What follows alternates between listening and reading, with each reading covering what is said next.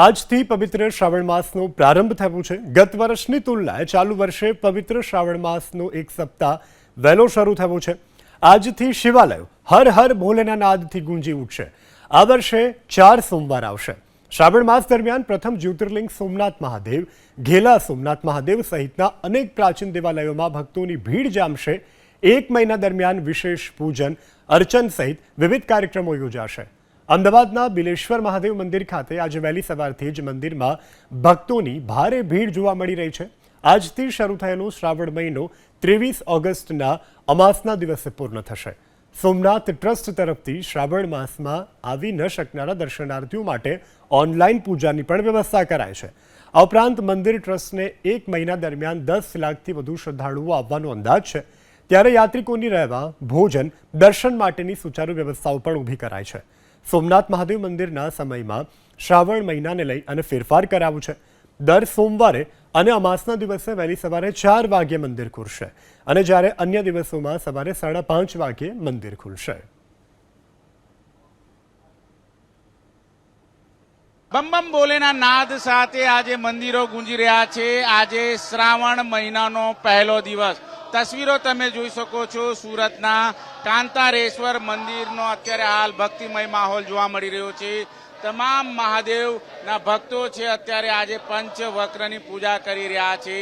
જે પ્રમાણે તસવીરો તમે જોઈ શકો છો, ઘંટનાદ થઈ રહ્યો છે। બીજી તરફ જે પ્રમાણે અત્યારે હાલ મહાદેવના ગુણગાન ગાવામાં આવી રહ્યા છે, ત્યારે ભક્તો છે આજે ધન્યતા અનુભવી રહ્યા છે।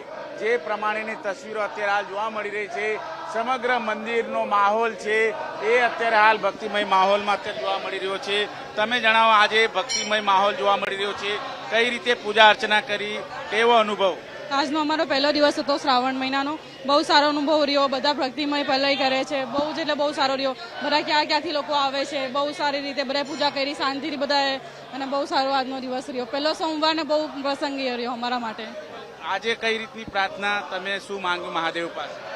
એમ તો કશું જ માંગ્યું નથી, બસ મળવાનો આનંદ જ કંઈક અલગ હોય ભગવાનને। એમ તો હર રોજ આવું છું, પણ આજે કંઈક અલગ જ એનર્જી ફીલ થાય છે મળીને।